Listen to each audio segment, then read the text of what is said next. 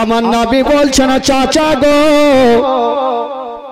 আমাকেও সাথে করে নিয়ে চলেন চাচা, আমিও আপনার সঙ্গে ব্যবসাতে যাব গো চাচা। আবু তালেব বলছেন ভাতিজা আমি তোমাকে নিয়ে যাব না। আর আমার নবী বলছেন চাচা গো আমি আপনার হাতখানা ছাড়ব না। আবু তালেব বলছেন ভাতিজা তুমি ছোট্ট 12 বছর বয়স, এত দূরের রাস্তা তোমাকে নিয়ে যাব, হয়তো কষ্ট পাবে ভাতিজা, তোমাকে নিয়ে যাব না। আমার নবী বলছেন চাচা গো যা কষ্ট হোক না কেন চাচা আমি সেই কষ্টকে সহ্য করে নেব চাচা। তাছাড়া আমার 12 বছর বয়স হয়ে গেছে চাচা। ও চাচা গো আমাকেও সঙ্গে করে নিয়ে চলে না চাচা। আবু তালেব বলছে না ভাতিজা আমি তোমাকে এত দূরের রাস্তাতে কোনো মতে নিয়ে যাব না।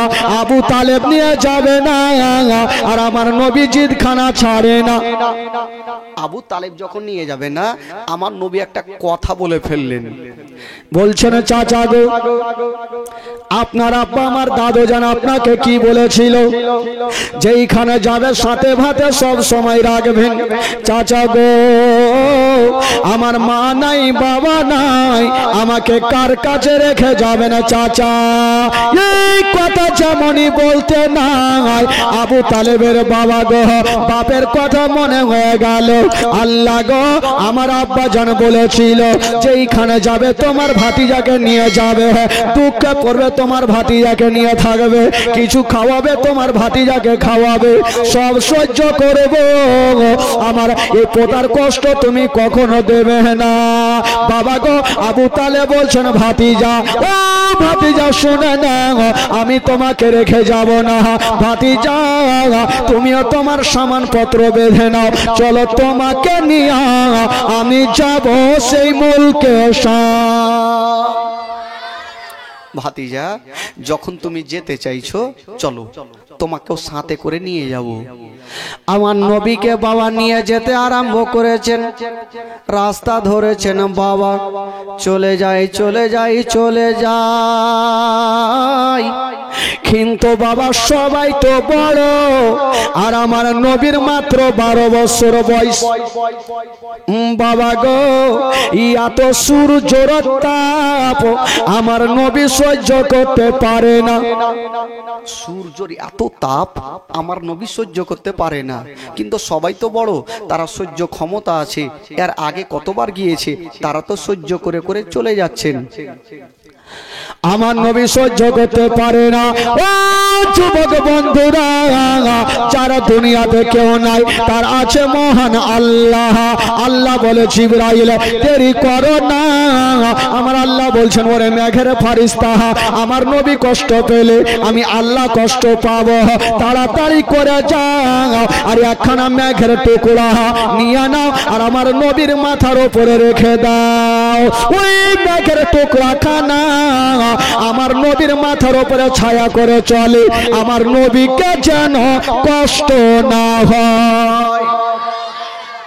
আমার আল্লাহ বলছেন যাও একখানা মেঘের টুকরা দেখবেন আকাশে মেঘ 2 প্রকার, একটা হয় কালো আর একটা হয় সাদা আভা। ও মেঘের ফারিস্তা একখানা সাদা আভা মেঘের টুকরা নিয়ে আমার নবীর মাথার উপরে রেখে দাও। বাবা গো তাই করা হলো, আমার নবীর মাথার উপরে রেখে দেওয়া হলো। যেমনই রেখে দিয়েছেন বাবা আমার নবী যদি ডান দিকে চলে মেঘের টুকরা খানা ছায়া করে ডান দিকে চলে, আমার নবী যদি বাম দিকে চলে মেঘের টুকরা খানা ছায়া করে বাম দিকে চলে, আমার নবী যদি দাঁড়িয়ে যায় মেঘের টুকরা খানা ছায়া করে দাঁড়িয়ে যায়, আমার নবী যদি চলতে লাগে মেঘের টুকরা খানা ছায়া করে চলতে লাগে। বাবা গো আমার নবীকে ছায়া করে যাচ্ছে না বন্ধুরা, কেউ জানতে পারলো না, জানে মহান আল্লাহ। আমার নবীকে ছায়া করে যাচ্ছেন বাবা, কেউ জানতে পারে না।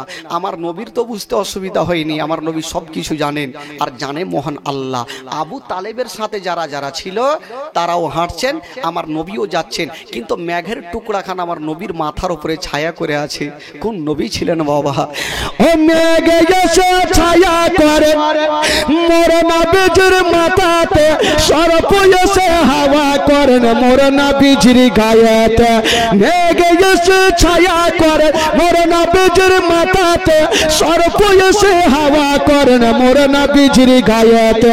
সামনে দুটি হাত, সামনে দুটি হাত রহমতেরি সাকিনা, সামনে দুটি হাত রহমতেরি সাকিনা। দিন দুনিয়ার বাদশা সে যে তাজদারে মদিনা। দাই হালিমা তোমার কোলে কে এসেছে দেখো না, ও কি মেরে দেখো না, কাছে গিয়ে দেখো না, দাঁড়া গিয়ে দেখো না, খুশবু সঙ্গে দেখো না। দিন দুনিয়ার বাদশা সে যে তাজদারে মদিনা। জোরে বলুন সুবহানাল্লাহ।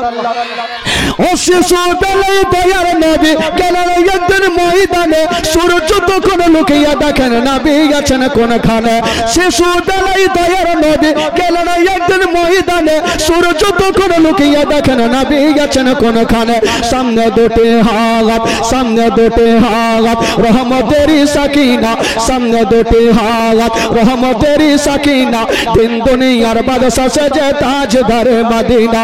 তাই হালিমা তোমার কোলে কে এসেছে দেখো না, ও কি মেরে দেখো না, কাছে গিয়ে দেখো না, দাঁড়া গিয়ে দেখো না, খুশবু সঙ্গে দেখো না। দিন দুনিয়ার বাদশা সে যে তাজদারে মদিনা। ওই মেঘের টুকরা খানা আমার নবীর মাথার উপরে ছায়া করে যাচ্ছেন বন্ধুরা। বাবা গো, কেউ জানতে পারে না আমার নবীর মাথার উপরে মেঘের টুকরা, কিন্তু দূরে একজন আল্লাহওয়ালা রাগেব ছাদের উপরে চেপে আছেন। একজন রাহেব ছাদের ওপরে চেপে চেপে দেখছেন ব্যাপার কি। আমি তো জীবনে এত নিচে আমি মেঘের টুকরা দেখিনি, আর আজকে ছায়া করে করে কাকে নিয়ে যাচ্ছেন? রাহে বুঝে গেল ওই দলের মধ্যে হয় কোনো আল্লাহর নবী আছে, নচেত আল্লাহর ওলি আছে। ওই রাহে বলল, ওরে তোরা কে আছিস রে, দেরি করো না, তাড়াতাড়ি করে যাও, আর ওই যে দলটা হেঁটে চলে আসছে তাদেরকে নিমন্ত্রণ করে দাও। রাহেব জিন্দেগিতে কাউকে নিমন্ত্রণ করেনি, কোনোদিন বাড়িতে কাউকে খাওয়ায়নি, আর আজকে বলছে তাড়াতাড়ি ওই দলটাকে নিমন্ত্রণ করে আসো, আমার বাড়িতে দুটা খাওয়া দাওয়া করে যাবে। তো রাহেবের একটা লোক ছুটে যাচ্ছেন নিমন্ত্রণ করার জন্য।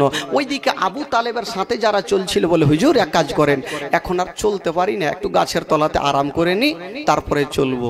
বাবা গো, আবু তালেবও বসে গেলেন, আমার নবীও বসে গেলেন, আর ওই লোকজন সবাই বসে গেছেন। রাহেবের একটা লোক আসলো, হ্যাঁ গো আপনাদের মধ্যে মালিক কে আছে?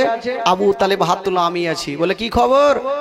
বলে এক কাজ করেন, আপনারা যাবেন কোথায়? বলে মুলকে শাম। বলে যাওয়ার আগে ওই যে রাহেব আপনাদের নিমন্ত্রণ করেছে দুটা খাওয়া দাওয়া করে যাবেন। তো ফ্রির খাবার পাইলে কে ছাড়বে ভাই, চল খেতে যাব। আবু তালেবের সাথে লোকজন যারা যারা ছিল তারা মনে মনে ভাবছে, বাপরে জিন্দেগিতে এরকম নিমন্ত্রণ পাইনি, রাস্তাতে আজকে পেয়েছি, চল খায়া খায়া ডোড়া ছিঁড়ে দেবো। এই বাবা খাওয়ার জন্য সব রেডি। আর বিয়ে বাড়িতে তো বুঝতে পারছেন, যদি বিয়ে বাড়িতে লোকজন খাবার পেয়ে যেত ছাড়া যাবে ভাই। তো সবাই কিন্তু খাওয়ার জন্য যাচ্ছেন। একটা লোক বলছেন আবু তালেবকে, হুজুর এক কাজ করেন, আমরা সবাই খাবার খেতে যদি যাই তবে আমাদের গাছের তলায় যে এত মালগুলা থাকবে হয়তো চুরি হয়ে যেতে পারে, তবে আমাদের মধ্যে একজন কাউকে গাছের তলাতে রেখে দেন। আবু তালেব বলল ঠিক আছে, কাকে রাখা যায়? তো লোকজন বলে হুজুর এক কাজ করেন, আপনার ভাতিজা তো 12 বছরের, এক কাজ করেন আপনার ভাতিজাকে মালের কাছে রেখে দেন, আমরা যাব খাওয়া দাওয়া করে লাস্টে আপনার ভাতিজার জন্য নিয়ে চলে আসবো। আমার নবী মনে মনে বলছে, যারে বেটা যাকে খাইতে দেয় দেখছি। আসলে কার জন্য নিমন্ত্রণ করছে ভাই? তো আমার নবীকে নিমন্ত্রণ করছে, আমার নবীকে ছেড়ে গেলে ওরা খাইতে পাবে? যা হুড় কালিয়া ঠাঠাইল। তা আবু তালেব বললে যখন তোমরা ভোট মারছো তাহলে আর কি করব? বলে ঠিক আছে আমার ভাতিজাকে রেখে দিচ্ছি। আবু তালেব বলল ভাতিজা তুমি এইখানে থাকো, মালের কাছে থাকো, আর আমরা যাব দুটা খাওয়া দাওয়া করে আসিব। আমার নবী কিছু বললেন না। ঠিক আছে চাচা যান, আমি মাল জোগাচ্ছি। কিন্তু মনে মনে বলছে কোন বেটা খাইতে দেয় আজকে আমিও দেখছি। যা এরা চলে গেছে ভাই খেতে। বাবা যেমনই বাড়ি যাওয়া রাহেবের লাইন ধরে বসেছে, থালা দিয়েছে, পানি দিয়েছে, এখনো ভাত দেওয়া হয়নি। রাহেব বলছে দাঁড়াও আমি ছাদের ওপর থেকে আসতেছি। লোকজন ভাবলো ব্যাপার কি রে ভাই, এই জিন্দেগিতে নিমন্ত্রণ করেনি আর আজকে নিমন্ত্রণ কইরা ভাত দেয় না, কিছু দেয় না, বলছে ছাদে যাইছি কি লাদ নানতে যাইছি নাকি। যাক দেখা যাক ছাদে কি যাই। রাহেব কেন ছাদে গিয়েছিল? রাহেবের মনের ধারণা যদি শেষ জামানার নবী হয় তবে আমার বাড়িতে আছে, আর নবী যদি আমার বাড়িতে থাকে গো তবে মেঘের টুকরা খানা আমার ছাদের ওপরে থাকার কথা। নবী যদি আমার বাড়িতে থাকে তো মেঘের টুকরাখানা ছাদের উপরে থাকার কথা। দেখে আসি। বলে ভাত দিবি না, দাঁড়া আগে আমি দেখে আসছি। রাহেব ছাদে গেল। যেমনই ছাদে গিয়ে দেখছেন বাবা ওই মেঘের টুকরা খানা রাহেবের ছাদের ওপরে নাই, ওই মেঘের টুকরা খানা বাবা গো ওই গাছের ওপরে ছায়া করে আছে। আমার নবী তো আসেনি, তো মেঘের টুকরা আসবে কি করে? রাহেব নামলে বলে দাঁড়া ভাত দিবি না। ইয়ারা কিন্তু চোখ ছোট ছোট করলে সে ব্যাপার কি? ই থালা দিয়েছে, পানি দিয়েছে, ভাত না দিয়ে বলছে ভাত দিবি না, তো নিমন্ত্রণ কেন করলি? রাহেব বলছে দাঁড়াও। আচ্ছা আগে বলো তোমাদের মধ্যে গাছের তলাতে কি কেউ আছে? আবু তালেব ভাবছে এই বেটা জানলো কি করে? বললে কেউ তো নাই, আমার একটা 12 বছরের ভাতিজা আছে, বাকি কেউ নেই। রাহেব বলল তাড়াতাড়ি করে তোমার ভাতিজাকে নিয়ে আসো, নচেত কাউকে ভাত দেব না, হুড়কা দেব। এরা ভাবলো ব্যাপার খারাপ, এই যখন যাইনে গেছে তো নিয়ে আসতে হবে। আমার নবীকে নিয়ে আসা হইল। আর যেমনই আমার নবী বাবা গো রাহেবের বাড়িতে এসেছেন, রাহেব বলছেন দাঁড়াও এবার ছাদের ওপরে থেকে আসতেছি। রাহেব যেমনই ছাদের ওপরে গিয়ে দেখছেন বন্ধুরা ওই মেঘের টুকরা খানা বাবা গো আর ওই গাছের ওপরে নাই, ওই মেঘের টুকরা খানা রাহেবের ছাদের ওপরে ছায়া করে আছে। জোরে বলুন। মেঘের টুকরাখানা রাহেবের ছাদের উপরে ছায়া করে আছে, বান বান করে ঘুরছে। রাহেব চট করে নিচে নামলো আর বলছে ওরে তোরা কি আছিস রে, এবার পেট ভর্তি করে খাওয়া, যত খাবে খাওয়া। জিন্দেগিতে খাওয়াইনি, আজকে নবীকে পেয়েছে বলে খাওয়া। ইয়ারা তো পেয়েছে ফ্রির খাবার, চটিয়ে খাচ্ছে খাচ্ছে খাচ্ছে। একটা লোক হ্যাঁকড়া ছিল, ওই লোকটা খেতে খেতে এরকম ঢেকুর মাইরা বলছে আল্লাহ তুমি খিলাইলা আমি খাইনো, কাহুরি বাপের খাইনি।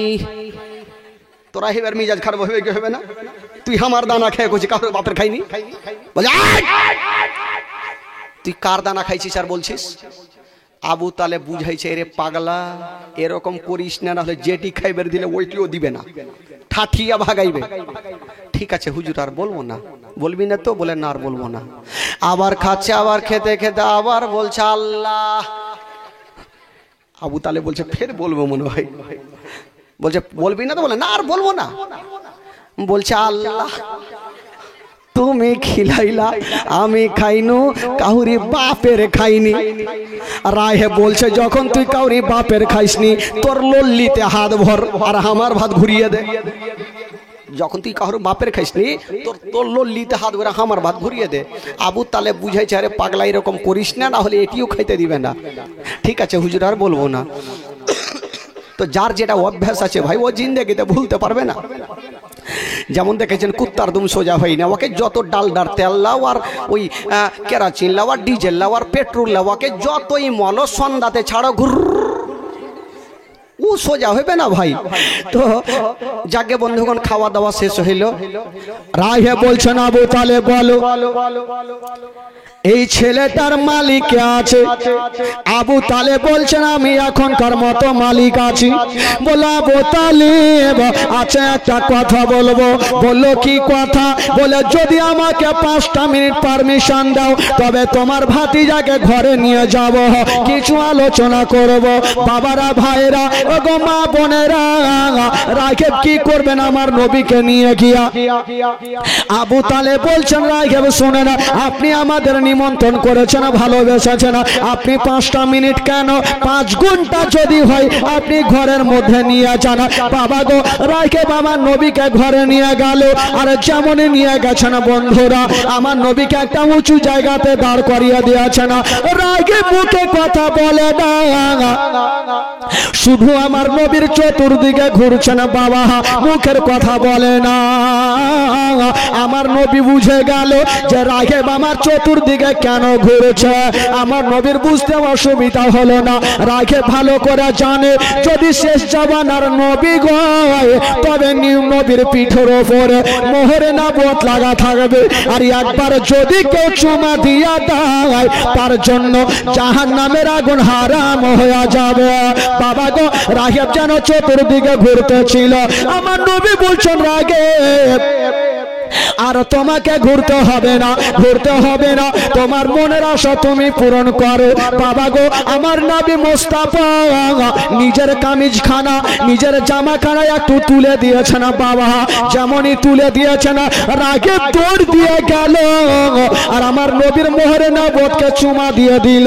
যেমনই চুমা দিয়েছেন আমার নবীর জবান থেকে বেরিয়ে গেল ও রাঘেব যাও যাও, আজকে তুমি আমার মোহরে নবুয়তকে চুমা দিয়েছো, আমি নবী তোমাকে বলেছিলাম তোমার জন্য জাহান্নামের আগুন হারাম হয়ে গেল। জোরে বলুন। আমার নবীর জবান থেকে যে কথা বের হবে সেটা হবে কি হবে না ভাই? আমরা যে কথাগুলো বলি সেগুলো কথা, আর আমার নবী যে কথাগুলো বলে সেগুলো হয় হাদিস শরীফ। জোরে বলুন সুবহানাল্লাহ। আর ওই হাদিস মোতাবেক আমরা চলি। বেরাদার বন্ধুরা এবার রাঘেব বলতে লাগলো শোনো গো বাবা গো, এবার দরওয়াজা খুলে দিয়েছেন। আবু তালেবকে বলছেন বলুন আবু তালেব আপনার ভাতিজাকে আপনি কোথায় নিয়ে যাবেন? বললো যাব মুলকে শামা। রাঘেব বলছেন আবু তালেব খবরদার আপনার ভাতিজাকে নিয়ে যাবেন না। বললো কেন? বললো এই জন্য যাবেন না, আপনার ভাতিজা সাধারণ হতে পারে না, আপনার ভাতিজা যদি হয় তবে শেষ জামানার নবী হবে। ও গো রাঘেব আমি বুঝে গেলাম, আমাদের ধর্মের কিতাবে লেখা আছে ইনি হবে শেষ জামানার নবী। ও গো রাঘেব এই ছেলেটা যদি মুলকে সামনে যায় তবে ইহুদিরা দেখে ফেলবে, চিন্তা ঘুরতে দেবে না।